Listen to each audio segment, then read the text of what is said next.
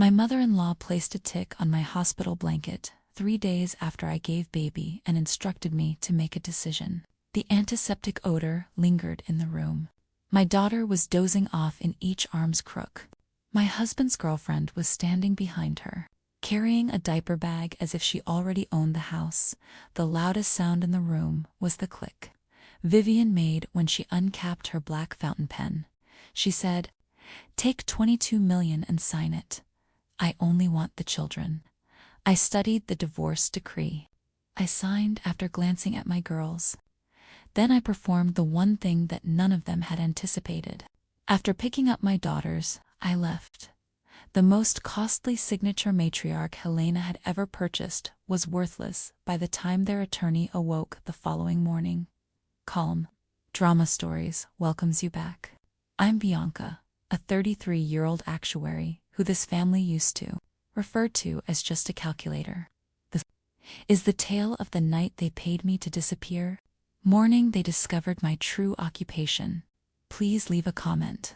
And be sure to subscribe if you think a quiet woman with the correct statistics can defeat those who believe that money makes them untouchable. This is what I do for a living. I set prices for things that people would prefer not to consider, such as the lifespan of a body, the final cost of care, and the value of a commitment made 20 years later. I work as an actuary. I developed the maths that determines whether insurance firms can honor their commitments for 9 years while sitting in quiet rooms. It's not a glamorous job. It doesn't take good pictures. However, it is truthful and helped me stay grounded long before I needed it. In a town with just one stoplight, my father operated a shopfront where he sold insurance. Short was the last practical lesson he taught me before Grandpa passed away when I was 26. "Bianca, the numbers don't lie," he remarked. "People do." I discovered the distinction. So I did. When a column wouldn't balance, I learned to remain composed. I discovered that panic is simply poor maths done quickly. I remained silent during meetings when my coworkers were boisterous. I don't make noise. I used to tell them that I was accurate. That was funny to the Hartwells. They saw me as the desk ornament Spencer brought home from a conference, the numbers girl who married up. They never once inquired about my strengths. Their first error was that, even before I married into that family, their numbers never sat right with me, so it would take them a long time to feel that way. Every year, Northbridge Assurance Group releases statistics that I read like a smile that falls short of the eyes. It wasn't my company, I told myself, regarding which portion of the line would be important. I was mistaken. Adrian Vale and I met at a New Haven City industry convention. I mistaken ease for warmth since he was appealing in an inexpensive way. He informed me that his late father had founded a long-term care insurance company that was run by his family. He didn't inform me that he was run by his mother. In 18 months, we were married. More out of habit than planning, I continued to use my maiden name and my employment on my licenses. Within 10 minutes of entering Crosswind Estate, the estate perched above town, I knew where I belonged. Vivian greeted me with a smile that filed me somewhere and a cheek that never quite met mine.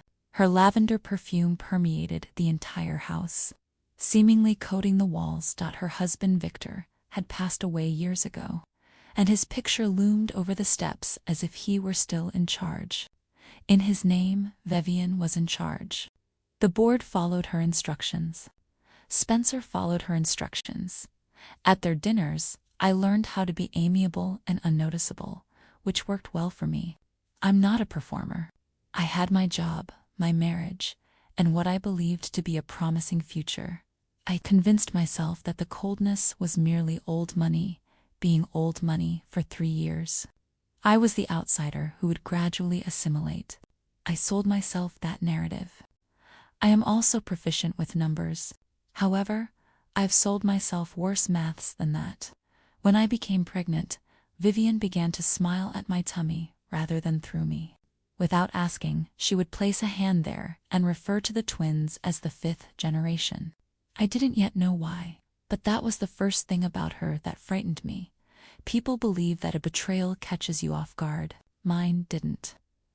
Since I'm an expert at reading risk, I read the warning flags early. Spencer began working later and later. Then he spoke to me on the phone with a gentleness he had never shown me. The tone of a man is also data. The money then relocated. A transfer to an account I had never seen left, our joint account, for a figure that didn't match any of our bills. I asked him directly about it once. He gazed at his plate while he explained that it was a business matter. I did what I did because I don't believe in plates. I made a hedge. I moved a silent cushion into an account I created in my own name. I copied the mortgage, the policies, the broking statements, and our financial records. And I stored them in a location that only I could access. I packed one bag for the hospital and another, the kind you keep by a door, that I kept a secret from everyone. At night, I even resumed reading Northbridge Assurance Group's public filings, the statutory declarations that all insurers must submit to the state, telling myself that it was a nervous habit. It didn't feel paranoid at all. It was similar to underwriting. You know the storm is coming, so you don't hedge. If it does, you can't afford to be wrong, so you hedge. I was unable to terminate the joint account by myself. Both signatures were required. And my water broke on the day I would have forced the problem. That's the harsh maths of timing. The wave was visible to me. I was unable to close the door before it struck. For a living, I hedge. I never imagined that I would be protecting myself from my own spouse. The twins arrived on a Tuesday, both in the traditional, drawn-out manner, 8 minutes apart, 2 girls, perfect and enraged. Before anyone could comment, I gave them names in the delivery room. Rohan and Lila. My names are small names. 100 years of Hartwell men didn't rhyme with anything when my labor began. Spencer was in a meeting, and when it ended, he was trapped in traffic. He came later, carrying them as if they were on loan, and he smelt somewhat of someone else's perfume. Nora Ellison was the one who held my hand the entire time. My former mentor, Nora, was a retired actuary who had worked in the office of a state regulator for a portion of her career. Before teaching me all the important things, Vivian had not yet arrived. I spent 3 days doing the first honest accounting I had ever done with just 2 heated weights, one in each arm. They both quieted when I hummed off-key, and I committed their fussing and watching behaviors to memory. I convinced myself that the worst was over, and that my marriage's problems could be resolved with time, sleep, and legal counsel. Generally speaking, my forecasting skills are superior to that. But after 3 days, the scent of lavender entered my chamber, while the antiseptic was still strong in the air, and my body was still broken and thankful. It wasn't by itself either. Vivian entered first, followed by Spencer, a man in a gray suit with a folder that looked like a verdict, and a woman I had never met. The young, self-assured woman placed a diaper bag on my chair as though to mark her territory. "This is Livia Marsh, Bianca," Vivian remarked. She said it as if you were introducing a substitute. Livia Marsh smiled pitifully at me. Spencer gazed at the ground. The family's lawyer, Calvin Mercer, was the man in gray. He placed the folder on my tray table and opened it. Relinquishment lines, a settlement, and divorce documents are all waiting for my signature before I give my girls to their grandmother. "It's a clean, generous, fully binding resolution," Calvin said, clearing his throat. "Binding is how you characterize a wall," he remarked. Without asking, Vivian perched on the edge of my bed, uncapped her black fountain pen, and I felt the click. Almost softly, "You were never a family, dear. You were a line item." In fact, Livia Marsh gave a nod. The check was slid across the blanket by Vivian. $22 million for 2 signatures. "The least expensive item I will purchase this year." She gave the surrender a tap. "Once you sign, you'll be rich, free, and gone." She ignored that dot during that moment.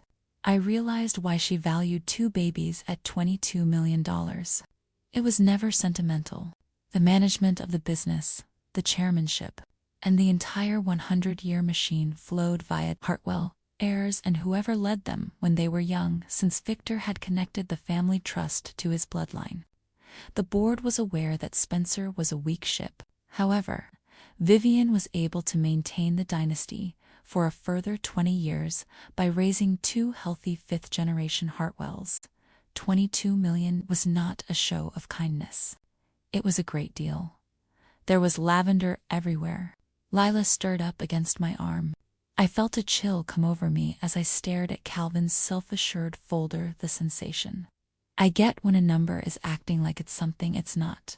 For 9 years, I had been looking for weaknesses and walls that men like Calvin insisted were strong. He had just given me his wall and challenged me to rest on it. I leaned as a result. The outraged question, "How could you sign away your own children?" is a common one. The complete narrative is the solution.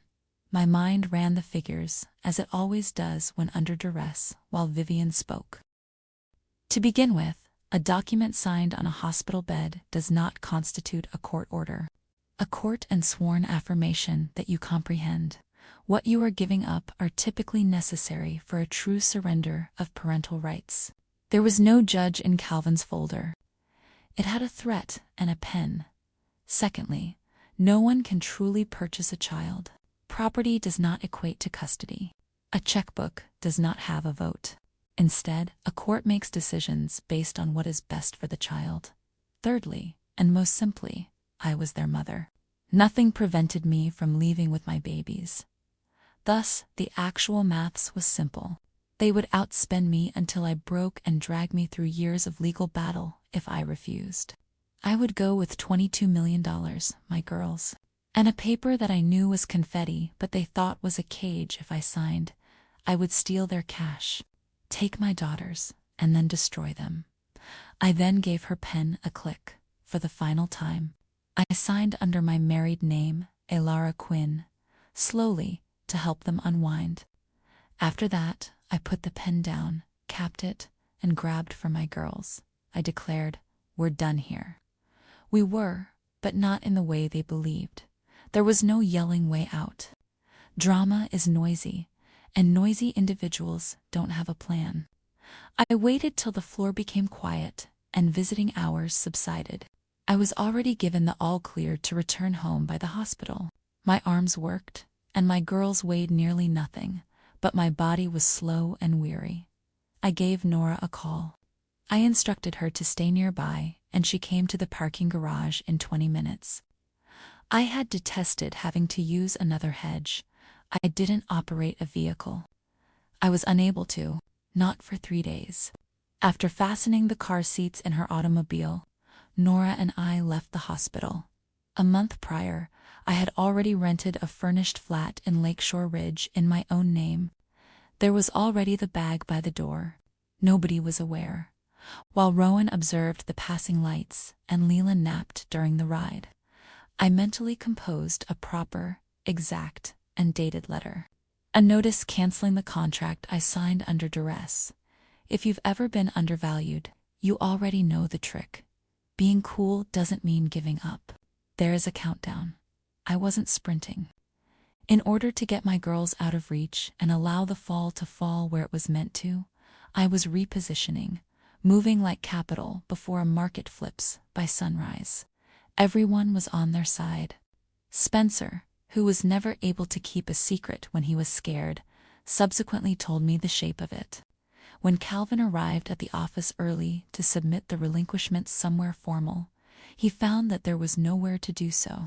There was no judicial order. No judge had ever heard of it. On its own, it was merely a document that a weary lady signed in front of her husband's mistress while lying in a hospital bed. It was very near to the legal definition of coercion, which a capable court might overturn with a punishment, even worse for them, by 9 in the morning. My registered letter, which was dated and tracked, was already in the mail, canceling the whole affair. Furthermore, I was not prohibited from having my own children by any order. I hadn't stolen any children. Mine had been snatched by me at 10. Vivian gave me a call. I nearly didn't respond. Her voice had become uncontrollable when I did. "Let's be reasonable, Bianca," she remarked. I had never heard her ask rather than tell before, as I do when a customer is freaking out about figures. I maintained my composure. I said, "I am being reasonable. I'm keeping your money and my daughter's. I've never been more sensible than that." She began to make threats. I ended the call. I did the only celebration my nervous system permitted while sitting on the floor of an unfamiliar flat, with 2 infants on a blanket.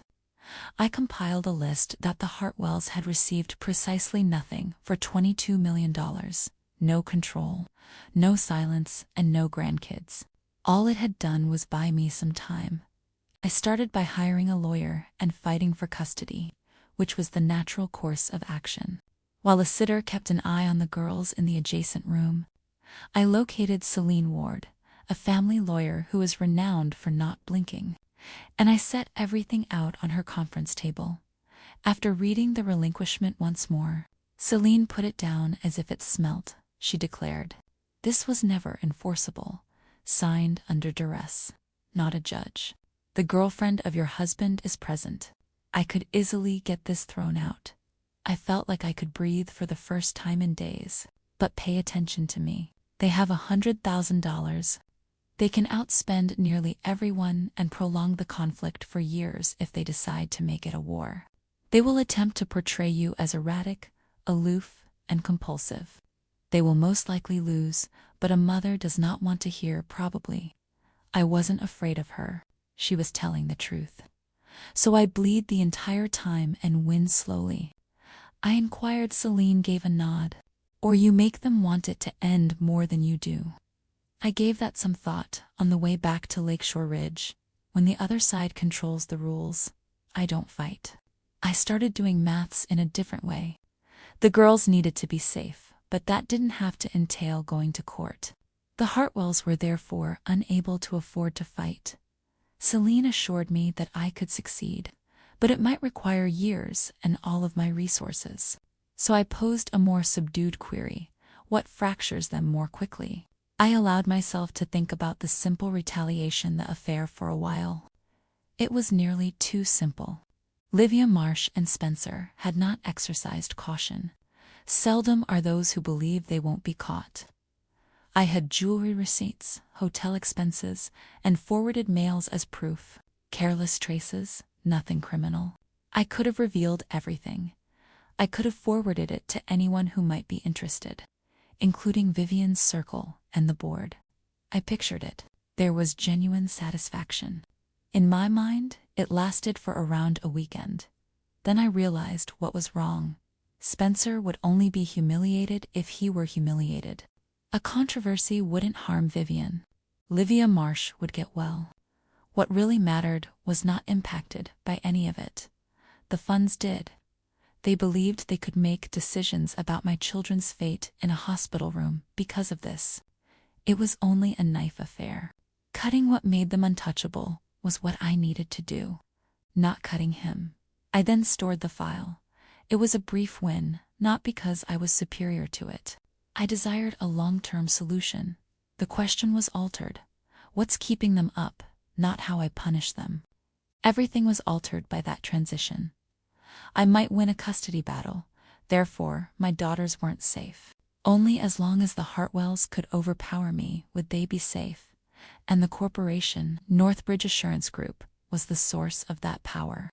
Everything else relied on the flow of money. If you take that away, Vivian was nothing more than a writer. Spencer was really a frail individual to feel permanent. I therefore began to think more like an analyst. Like any insurer, I examined the company's balance sheets, commitments, and obligations, and when I saw it that way, my premarital instinct came back to me. The files were never quite correct. I had previously disregarded them. I couldn't now. I took out their statutory reports, brewed coffee, set the girls aside, and read Northbridge Assurance Group, the method my father had taught me carefully, methodically. I began to wonder what kept the Hartwells upright at all. as pressure is precisely applied to anything that is so brittle. I'll put it simply. That was the moment they started to lose, without knowing it. Northbridge Assurance Group sold long-term care insurance. People pay premiums for decades so that when they are old and can no longer bathe or clothe themselves, the corporation will pay for their nursing care. To make that guarantee, an insurer must hold reserves large amounts of money set aside today to cover future liabilities. The law demands it, and actuaries test it every year to guarantee such reserves are sufficient. The entire industry got this wrong a generation ago. People lived longer than projected, fewer policies lapsed, and care became more expensive. Honest companies reduced premiums, sought regulatory relief, or failed quietly. I knew all of it, so when I analyzed Hartwell's reserves against my own models, my stomach reacted the way it does when a statistic is lying. Their reserves were not simply low, they were dangerously low. Their estimates concerning losses were unreasonable, and their lapse rates did not mirror any real population behavior. Northbridge Assurance Group appeared to be healthier and more profitable than nearly all insurers on paper. That was the issue. That type of health is artificial and not genuine. They were presenting the gap as profit, while offering considerably more care than they had the funds to cover. The river was that profit. Vivian's power was that river. And my daughters were in danger because of that power. The figures weren't inaccurate by chance. Honest mistakes are made by people, and they appear differently. Numbers don't get anxious, individuals do. Additionally, someone at Hartwell had been anxious for a while. I wanted evidence, not suspicion. And I already had the evidence. A folder containing printouts from Spencer's home office was one of the financial documents I had copied before departing. One page, an internal asset adequacy spreadsheet, stood out among the rest of the cacophony. It contrasted the reported reserves of the corporation with the reserves that, according to its own study, were truly necessary. There was a huge difference between the two. Hold the line through the rate filing was written in Spencer's hand in the margin. His initials and those of the designated actuary were beneath it. I spent a lot of time staring at that page. 2 columns, a truth that is concealed within the organization, and a truth that is submitted to regulators. Both had been autographed by Spencer. Sending it to the media right away would have been simple. However, my understanding of proof was correct. On its own, a single stolen page does not prove anything. It could be disregarded as being out of context or misunderstood. It wasn't a weapon. It was a lead. I had to recreate the same gap using solely public filings, the legal method, until the outcome stood alone in order to make it true. I was advised where to look on the page. The digging was not done by it. I owned that portion. That week, I underwent a transformation. My rage was initially personal. I desired retribution. However, it ceases to be personal when you consider a reserve deficiency of that magnitude. There were actual individuals behind those figures, thousands of policyholders, many of them women and elderly, who had paid premiums for decades in the hopes that their care would be paid for when they needed it. A fixed-income widow was paying premiums she could not afford because she thought her care would be provided in the future. Vivian had used that trust as leverage to exaggerate the family's wealth and influence. I was unable to ignore that section. You can see why it's hard to let go if you've ever trusted someone who is secretly lying to you. My retaliation was altered as a result. It shifted from being about a single man to something bigger, the system that supported him. I had lost interest in disclosing an affair.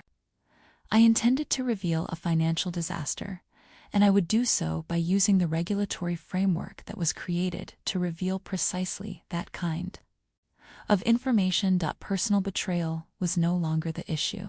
It concerned all of the company's past commitments. I went back to Nora because I needed advice. She went over everything in silence for a long time while we sat at her kitchen table with the girls close by. At last she said, "You built this correctly. However, The next action must be exact. If not, if an actuary raises a legitimate concern regarding the solvency of an insurer, regulators may initiate a thorough financial investigation and require the corporation to provide internal records. If it is successful, the regulator may take further action, including supervision, rehabilitation, and, if required, liquidation. If the results verify insufficient reserves, she didn't make any notes. She didn't have to. Already, the structure was obvious. She sent me a map with the load-bearing wall marked instead of a weapon. "You won't have to attack them if you're correct," she remarked. "All you have to do is tell the truth to the appropriate individuals."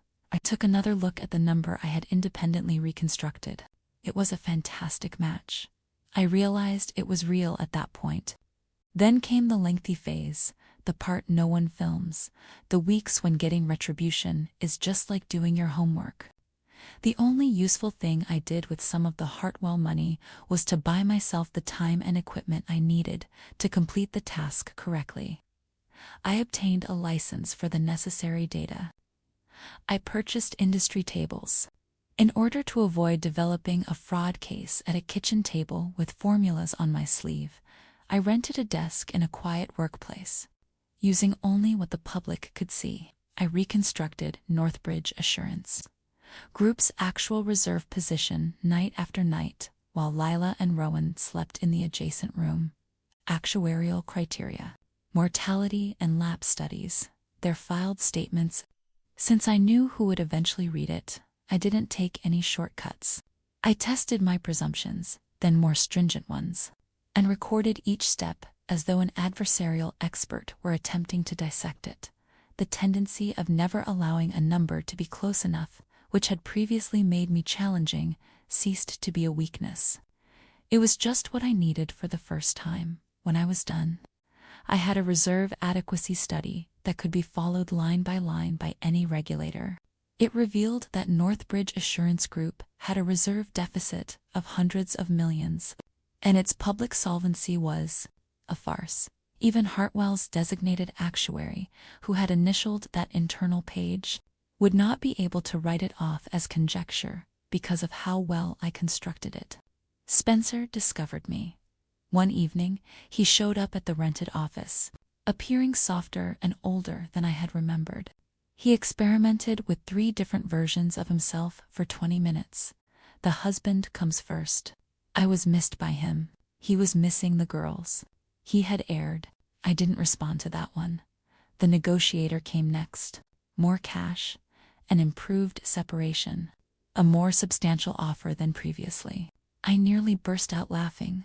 The final version, the one that Vivian had sculpted, then emerged. "Bianca, stop digging," he muttered, "not regarding custody.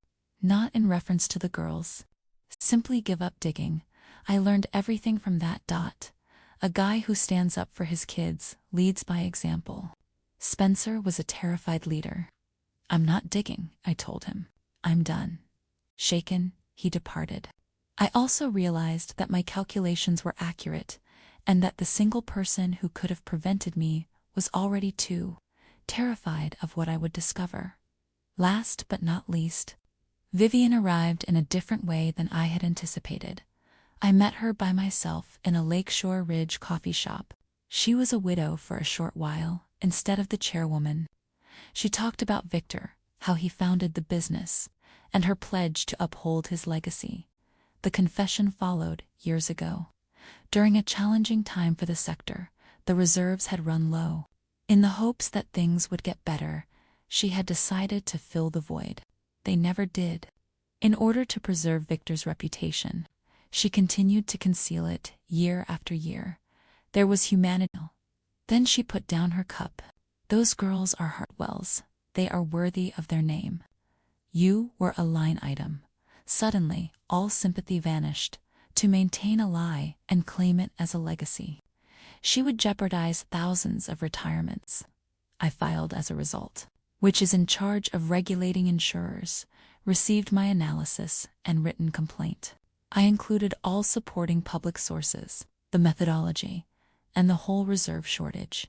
Everything was signed in my name, recorded, and replicable. I had nothing to conceal. After reading my cover letter, Nora modified just 2 words.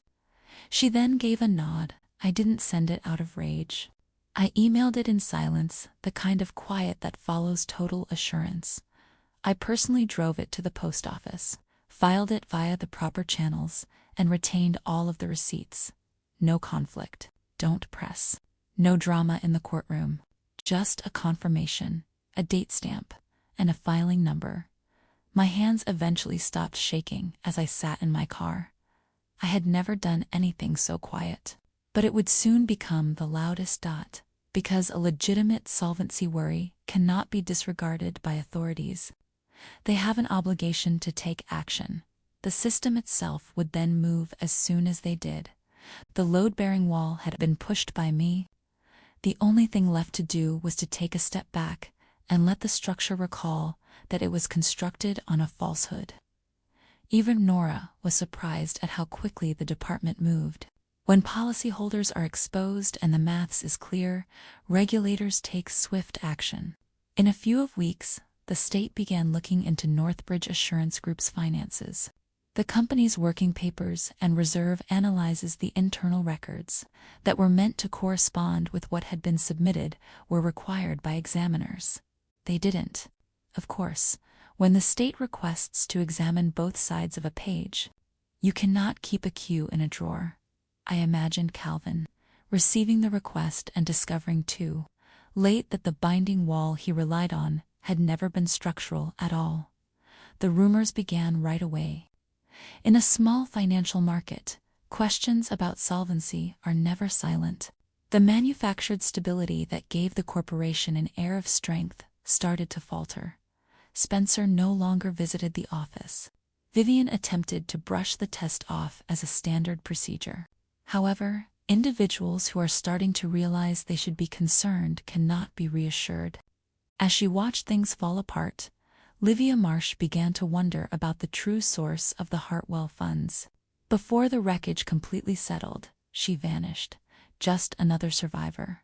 I was no longer needed in any of this. That was the idea. I had given the truth to the system that was supposed to act upon it, and now it was acting on its own. Vivian had devoted her entire life to creating a legacy that would last for a century. The state asked the one question she had shied away from for decades in just 9 business days after the exam began. Furthermore, no fountain pen, no matter how costly, can write itself out of money that never existed. The first to depart was Livia Marsh. I've heard that, as the company's stability began to deteriorate, she stopped returning Spencer's calls and just disappeared. She had adored the Hartwell name, not Spencer. She broke along with that delusion that has a bittersweet sense of justice. For someone who was simply interested in the appearance of money, Spencer had betrayed me, and she didn't hesitate to leave when the appearance broke. I didn't have a celebration. I had a procedure to complete and kids to raise, but when I heard she was gone, I gave myself permission to feel a little relieved. In the meantime, Vivian attempted to reclaim power through authority, which was the only method she could think of. As if the situation could still be controlled by willpower, she called me to the company's annual policyholder meeting at headquarters. Come, speak, and end this quietly. She continued to think that there was a number that might purchase silence, or a threat that could compel obedience. She was unaware that there was nothing left for her to take from me. I had my daughters with me. I had my money. Regulators had already taken up my matter. She was asking me to participate in a negotiation that had concluded at a post office parking lot weeks before. I decided to go because I wanted to be there when the truth finally got to the people she had kept it from. Not because she was powerful. Justice and retaliation are not the same thing. You take revenge. Justice is something you support as it takes place. So I went. I dressed simply, like someone who doesn't require performance and works with numbers. I drove downtown and made childcare arrangements. The meeting took place in the Northbridge Assurance Group Headquarters Main Hall, which is intended to reassure individuals regarding their finances. A banner honoring a century of legacy, rows of chairs, and a tiny stage. The majority of the policyholders in the room were elderly, and many of them were couples who had relied on the company for many years. A few people used canes. Like a lifeline, one woman gripped her policy folder. These individuals were responsible for the reserves, those whose confidence had been subtly exploited. Reporters were also present. Rumors about solvency constantly garner attention. Sensing tension, board members sat rigidly to one side. Vivian, dressed in lavender and pearls, stood calmly at the front, her black fountain pen resting next to her notes in order to convey control. She had set up the space like a stage. She saw me and grinned confident, unwavering when I walked in and took a seat close to the back. She thought she still had a say in how things turned out. I was totally at ease. She believed she had created a stage for herself. She was unaware that she had also constructed it for me, as usual. Vivian greeted the group with warmth, composure, and authority. She expressed gratitude to the devoted policyholders. Then she began to talk. With a cool, almost amused smile, she acknowledged the rumors and referred to them as the noise of cynics and rivals. She used the term strong multiple times, more than any strong business should ever have to, and pledged a record year. The mood of the room abruptly changed when the side door opened. Two individuals came in. One was a woman wearing a simple suit with a leather folder and a state lanyard. The examiner, the other, was carrying a banker's case of paperwork. Vivian stopped talking in the middle of her sentence. The examiner remained silent. She gave a formal introduction and said, in the bland language of regulation, that the commissioner had petitioned the court after Northbridge Assurance Group's finances were examined. With immediate effect, the corporation was placed under state control, and new business was halted until legal action was taken. She spoke it as though it were a predetermined reality. A murmur swept across the crowd like grass in the breeze. The woman tightened her grip on the folder containing her statements. Members of the board tensed up. A reporter started writing quickly. As reality arrived in a leather folder, Vivian remained motionless at the podium, her prepared speech still unfinished. Nobody moved for a moment. Ironically, the corporate banner loomed over them. There was no basis for the strength it claimed. Then Vivian cracked. All of a sudden, the control she had always wore crumbled. With a voice full of dread and rage, she clutched the podium, calling it a conspiracy, a setup, and the work of jealous people. She demanded to know who was in charge. I was in the back of the room when she looked at me. You, she pointed. This is her, the wife of my son. As if she could still sign her way out, she reached for the fountain pen on the podium. However, her hand was trembling so much that the ink just smudged the page. My life was once signed with a pen that was unable to write a straight line. I got to my feet. The room had to see who was responding. Moved forward leisurely and slowly. How you move when the result is predetermined. The press pivoted. The policyholders pivoted. I paused a few feet away from Vivian and whispered quietly. I answered, I don't get loud. I am accurate. Then I went on. You said that I was never related. Only a line item. As the cheapest thing she'd ever buy had really bought her a motivated actuary with time and proof. However, the Hartwells were not the folks I cared about in that room. Turned my back on her and spoke to the policyholders. Everyone was afraid as the woman in the front row stood shakily and asked if their care money was secure. There was silence in the room. Vivian was at a loss for words. I gave it. Then, I made it quite evident that the corporation had not saved enough money to keep all of its commitments. That was accurate. However, I also clarified that the state's participation was protection rather than collapse. The The purpose of the supervisory process is to safeguard policyholders through guarantees and rehabilitation methods, maintain policies, and stabilize businesses instead of abandoning them. The state had intervened to protect them. The truth was being spoken aloud on their behalf for the first time in that room. The examiner next to me nodded slightly. My study and her findings were exactly in line. It came to an end at that point. It wasn't because Vivian felt ashamed, but rather because the people she had deceived were now being addressed honestly.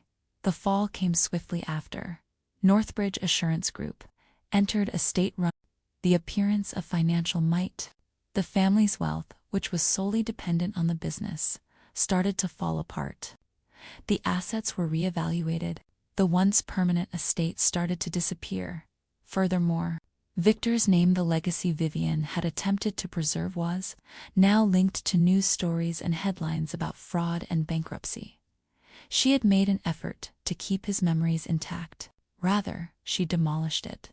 Because of his involvement in the internal documents and fraudulent promises, Spencer was subject to personal repercussions.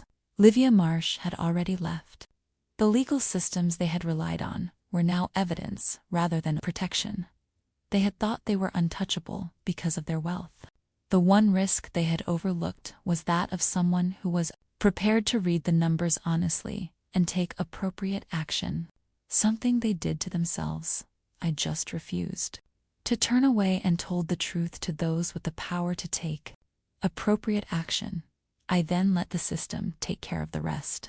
It all began with the custody issue, which ended almost as an afterthought, exactly what it deserved to be. When it got to a real courtroom, a judge used the best interest of the child, which is the only criteria that really counts. The hospital bed surrender never stood a chance.